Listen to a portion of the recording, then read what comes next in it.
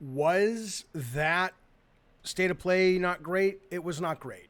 Suicide Squad, at least from the trailer, disappointing. A lot of generic looking stuff, a lot of game design by committee, really uninteresting stuff. Not entirely, but for the most part, it was eh.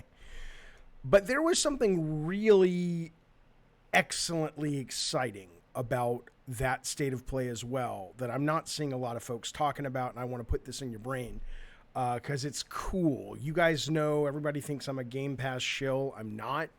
I just love the possibility and potential of subscription services. Well, Game Pass has been doing it better than anybody else. They still are, but I'll tell you what, blink and you missed it.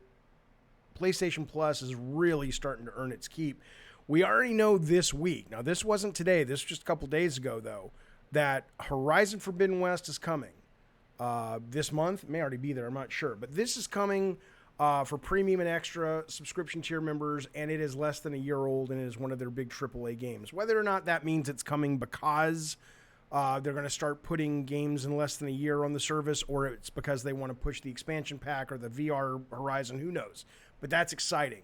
The Quarry, I think it's less than a year old. Great fucking game. Really, really, really good. The other ones are hit or miss. Obviously, Resident Evil you've probably played. Outrider, I mean, whatever. I liked all of those games up here, but certainly the Quarry and Horizon's a reason to get excited. But then, today's state of play, now this isn't my kind of game. I'm not a big Breath of the Wild guy, but people say this is like Breath of the Wild. A lot of people are excited for Chia. It looks very good in terms of sort of that kind of game. I'm sure, if you haven't seen it, it's kind of this wistful explore the world with this lady. I don't fucking know what it is, but there you go. This is a day one drop on PlayStation Plus, Extra and Premium. That ain't too shabby either. And then if you also look at what they have announced it's coming to PS Plus, look at this. They announced, now these games, whatever. I'm not like jumping for joy for these fucking things, but they're not bad. The new Battlefield, I played on Xbox Game Pass. I went back to Call of Duty almost immediately. Minecraft Dungeons is what it is. It's solid. It's fun. Code Vein, I've never fucking played it. But if you keep watching past this part, and those are coming anyway. Those are coming this month, right? Or next month.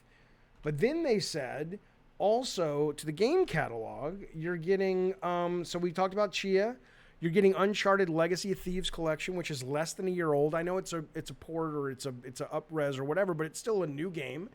Ghostwire, I think, is beyond a year old, but it was still an exclusive Sony title. That's coming. Phoenix Rising has been on Game Pass for a while, but boy, it's really, really good from what I remember playing. All I'm saying is, yes, there were a lot of disappointing, just the spirit of today's state of play was very It was very depressing. It's like, oh, thank God for indie games and AA games, in my opinion, because at least there's something to play that's unique and fresh and interesting. All the stuff they showed today just looks so, even the VR stuff. It's like, ugh, another fucking, shooter game that I've played 1,000 times on my MetaQuest and Oculus Rift and all that shit. But this is good.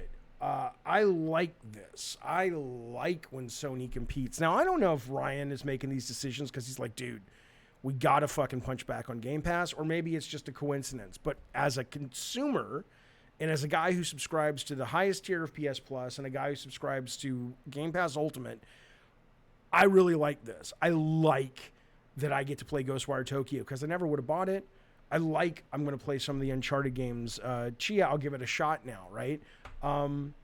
It's pretty good. It's pretty good, Sony. Keep it up, man. That was the best thing I thought about today's state of play.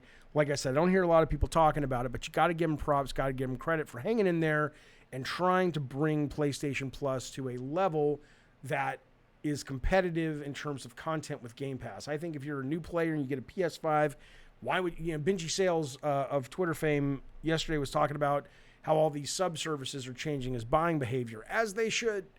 Why, if you get a brand new PS5, why the fuck would you buy a game? I mean, unless you're looking for one, like, oh, I want Spider-Man 2, of course, yeah, whatever.